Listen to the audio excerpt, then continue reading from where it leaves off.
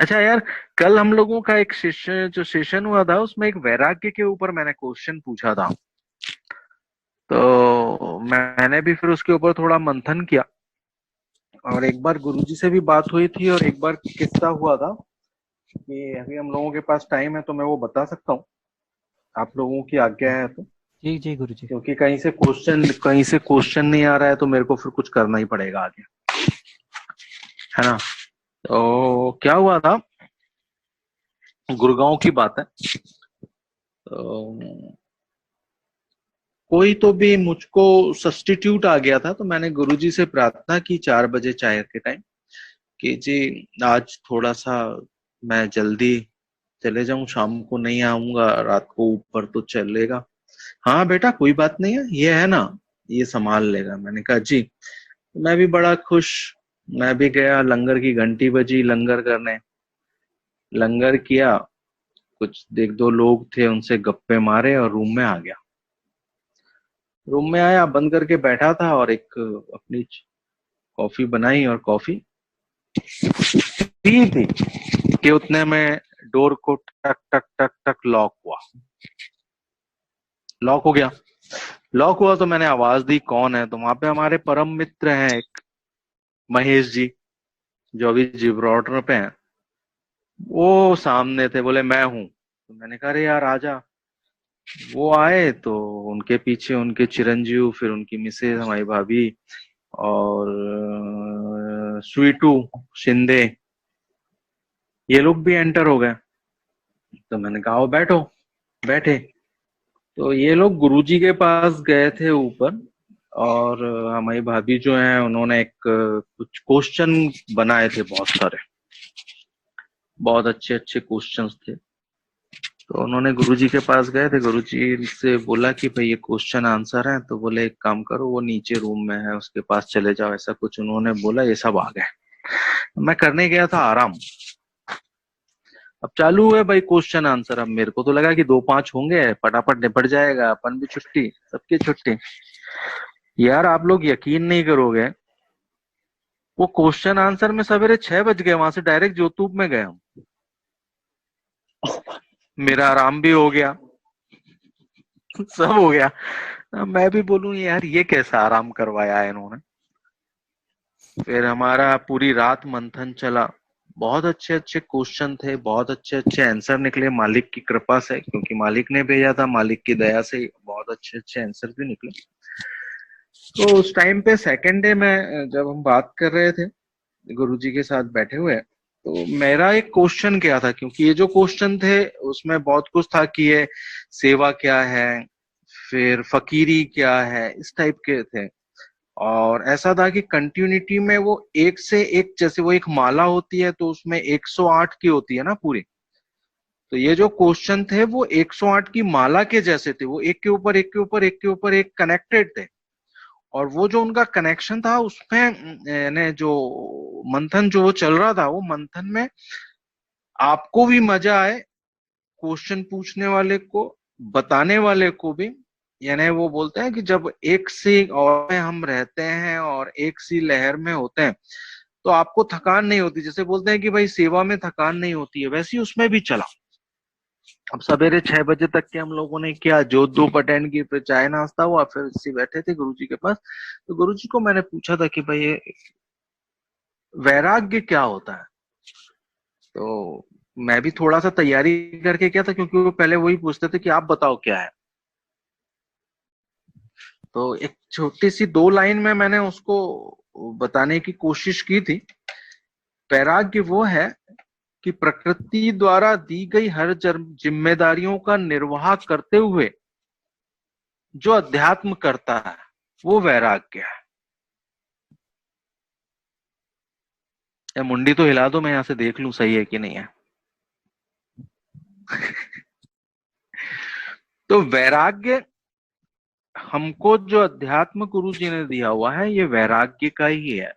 क्योंकि हम लोग शिव परिवार को फॉलो करते हैं। शिव परिवार वैराग्य में रहते हुए भी, संसार में रहते हुए भी वैराग्य में जिए। वैसे ही हमारे साथ में भी है।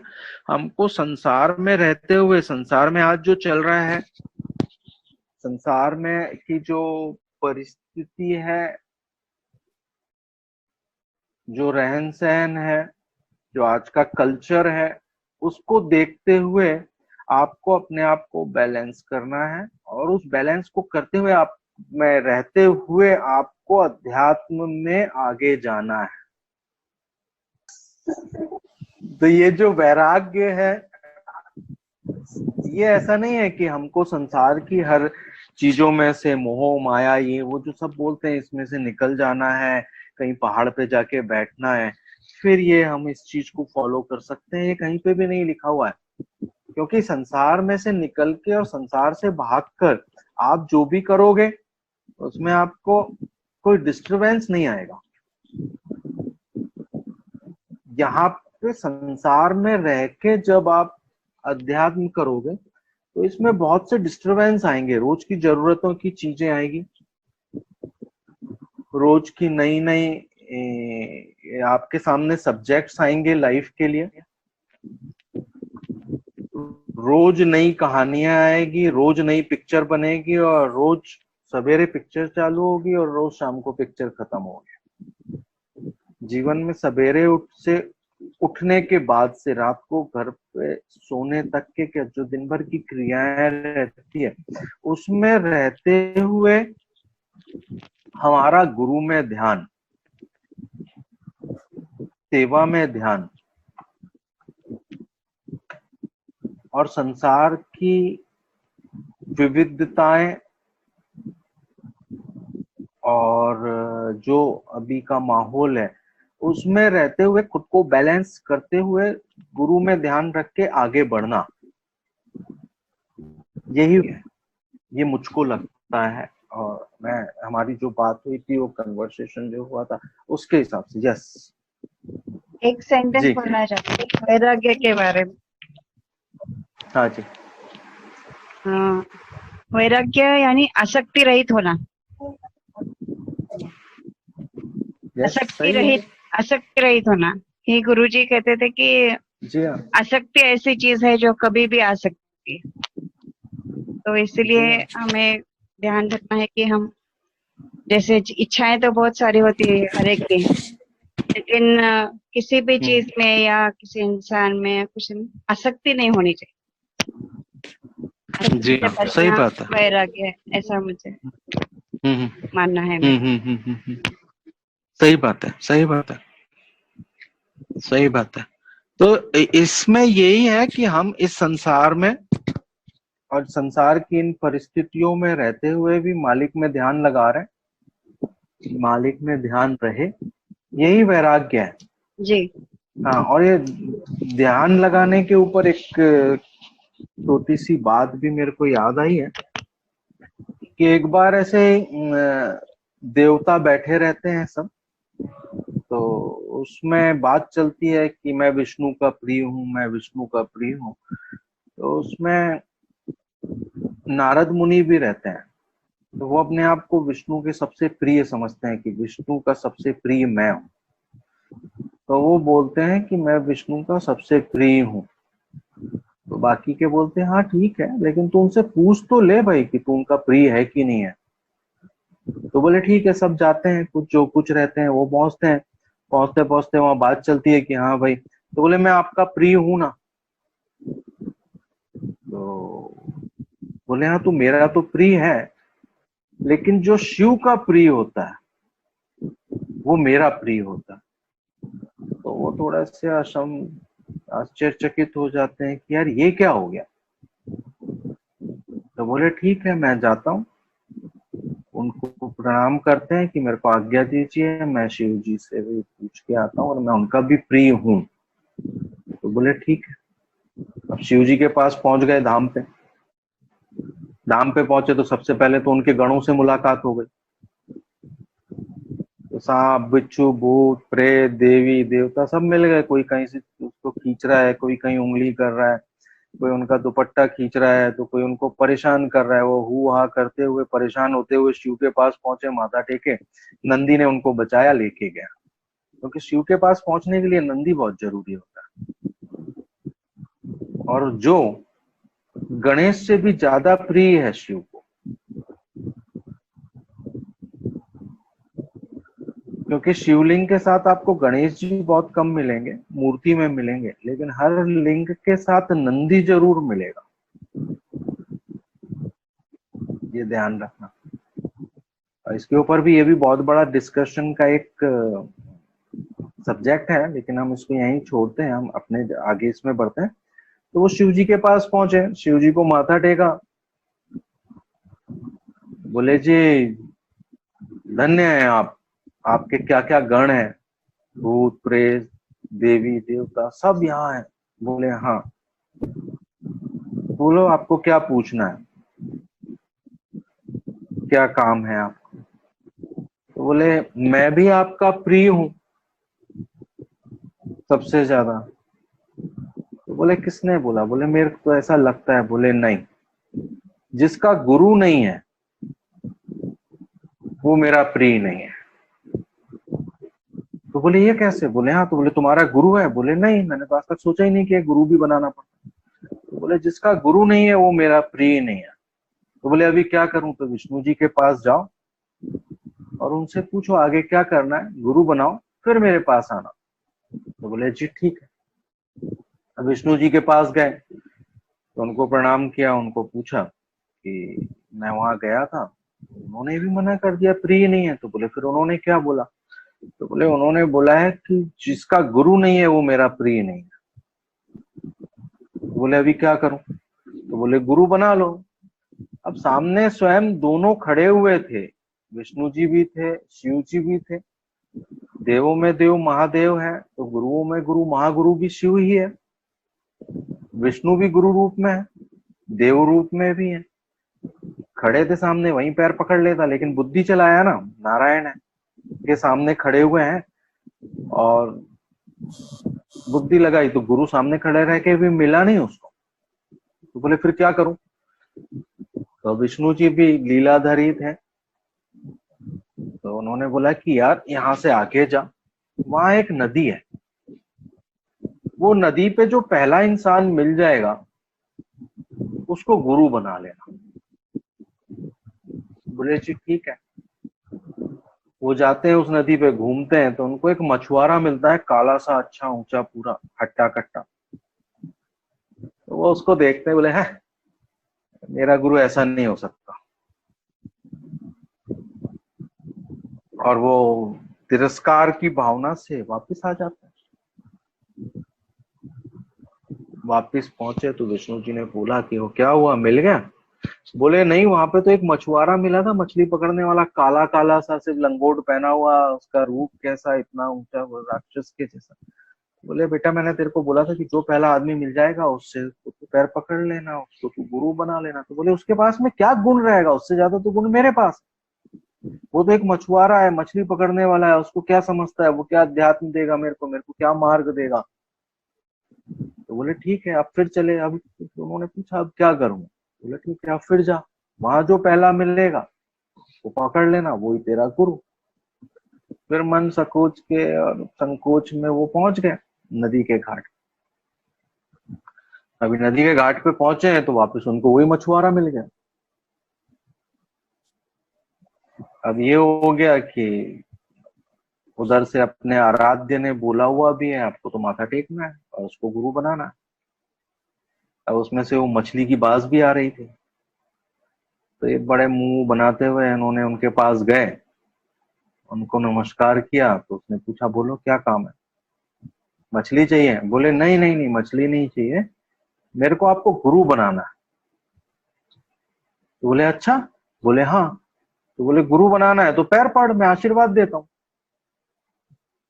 बोले ठीक है। अब ये मरता क्या नहीं करता, ऐसी वाली कहावत थी।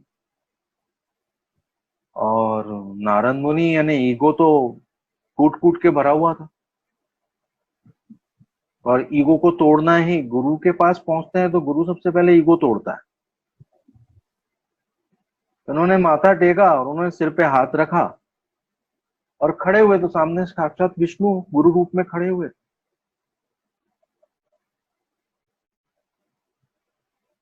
तो इसमें एक ही बात है कि अहंकार गुरु तोड़ता है, और गुरु के शरीर पे, रंग रूप पे नहीं जाना चाहिए। वो आपको किसी भी रूप में सिखाने के लिए, किसी भी रूप में कहीं पे भी आ जाएगा। जैसे गुरुजी बोलते थे, मैं आ जाऊंगा बेटा किसी भी रूप में, तू पहचान लेना बस। हाँ ये है कि हमारे गुरुजी जो हैं, जब तक शरीर रूप में था तो उनका जो शरीर था, उनके जो तलवे थे, मैं शरीर तो पूरा नहीं बोलूंगा, जो उनके तलवे थे, आप उससे अंदाजा लगाना कि उनका शरीर कैसा होगा। आप उनकी फोटो देखते होगे तो कई बार ऐसा लगता होगा उन्होंने लिपस्टिक लगाई हुई है और मेकअप किया हुआ है। उनके पिंक लिप्स थे, पिंक, और गाल भी एकदम ऐसे पिंक पिंक होते थे। तो सबसे पहले मुझको जब उनके चरणों को दबाने का मौका मिला था, तो मैंने उनके चरणों पे हाथ रखने के बाद में मैंने मेरे गालों को भी छुआ था। तो मुझको मेरे गाल खरदुड़े और रफ लगे थे, जितने मुलायम उनके तलवे थे उस हिसाब से। तो वो रूप था उनका। उन्होंने उस रूप को हमारे ऊपर उसकी केयर नहीं करते हुए पूरा निछावर कर दिया। ना दिन देखा, ना रात देखी, ना सुबह देखी, ना शाम देखी। क्योंकि त्योहारों पे भी मैं अक्सर देखता था, उनको सिर्फ एक ही फिक्र रहती थी, मेरे बच्चे, मेरी संगत, जो बच्चे आए हैं उनका सब बराबर है।